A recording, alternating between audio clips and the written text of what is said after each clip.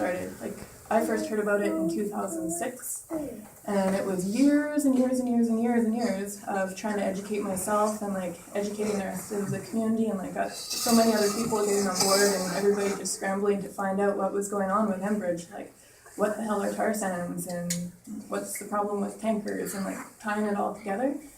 And that went on for years and years of people like not giving a crap about it.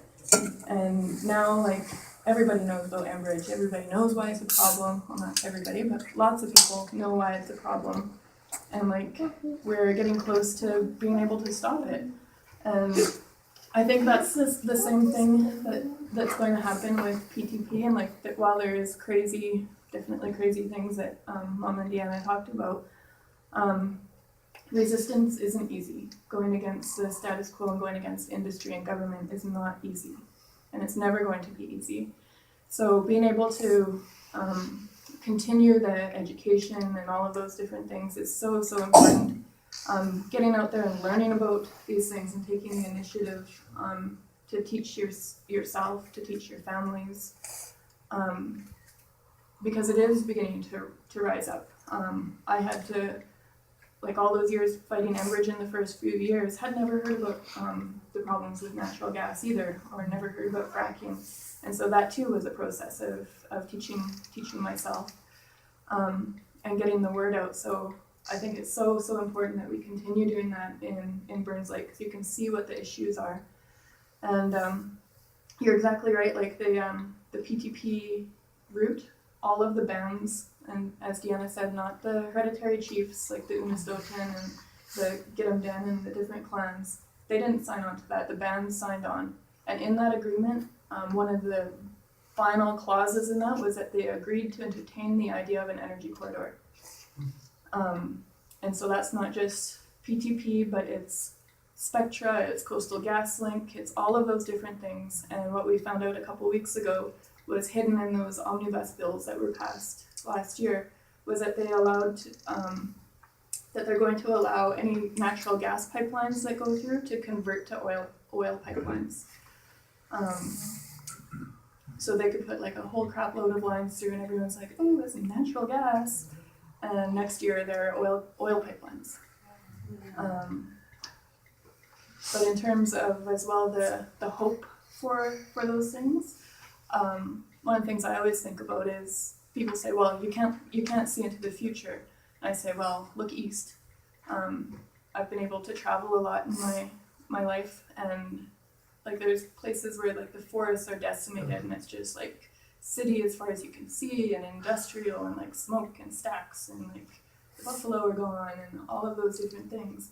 And here we still have beautiful British Columbia, and we're at that turning point when these things are going to be happening. Site C is going to be happening, pipelines, and all of those different things, and on top of that, mining is going to be our savior since forestry is falling apart. And so what are we going to do about it? Like we're going to have to do something, no matter whether we get hurt or not. And so the sooner we get that word out and that information out, and the sooner people get on board, the sooner those problems that we're running into are going to stop.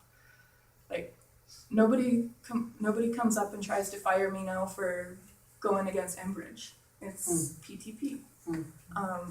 It's trying to stop the things that nobody knows about, so that education has to get out there. And one of the other things too with all of that is that like these things, we don't have 6 years now to try and stop it. But one of the good things that we were going to talk about in the Q&A was that PTP just recently got their permits revoked on April 1st because they hadn't started construction yet. They were supposed to start building the pipeline before April 1st. They didn't, and so now they have to reapply for more because they've got to deal with the Unistoten before they can build their pipeline. They've got to deal with all Wet'suwet'en.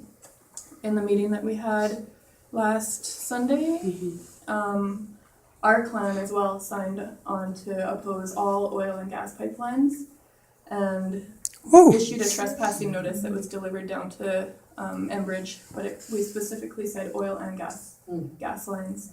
And so now when we're out on the territory, we can hand that out. And when it comes to First Nations who have signed on as well, it's going to be the traditional hereditary chiefs that win these battles. When it comes down to court cases, it was Delgamuukw that won. That was our hereditary chiefs. The Red Top case that not many people know about, that was the hereditary chiefs that won that court case in our community. And nobody knows about it, but we're building up the court battles so that even if government approves it, that we can keep them in the courts for as long as possible. But definitely just the biggest thing is like we need more people out there spreading the word. Pretty cool. The Wet'suwet'en hereditary chiefs had started quite many years ago building these cabins, so that we have 5 cabins that were built out on the territories of each of the 5 Wet'suwet'en clans. And so our traditional territories are from Burns Lake to Hagelgit and Tweedsmuir Park up to where we border the Nay'dut'en. So we had built the 5 cabins. The Unistoten was built on the pipeline route. Our clan's cabin was built on a lake that was slated to turn into a tailings pond. And the others were strategically placed throughout the territories as well. They were built without permits on crown land as a declaration of saying this is unceded territory and we have the right to live here, not just hunt and fish. And so they've all kind of developed into their own little things. And so the Unistoten camp has been really active in getting people out there and doing education and learning about it. But it is known a lot more nationally now and like even globally than it's known about here. And so we need to get a lot of people out there. And I think one of the challenges that we've been running into is people like the ones Mom's talking about that are going out saying, oh, they're blockading, they're radicals, they've got like weapons and all of this kind of stuff. It's totally not. There's on the bridge leading into the camp, there's a free prior informed consent protocol set up so that just as in the olden days, you have to ask permission to enter their territory. And so now there's no more logging up in that territory. And absolutely anyone that goes through has to ask permission to enter. And they've got a family that's living there all year round. They spent their first winter out there this year. And they've got cabins built up, great big areas for tenters and campfire pits and like this canvas tent mess hall. And so it's like a community being built up out of there. And we're hoping that's what will be happening with our Gidimden cabin as well. So I encourage you to learn about that as well, because even if they say like 60 bands have signed on, well, I'm sorry, but you can't build a pipeline without that 10% that's in the middle. Like, what are they going to do, truck it around us? They're going to have to, so. It's going to be a force to be reckoned with, that's for sure.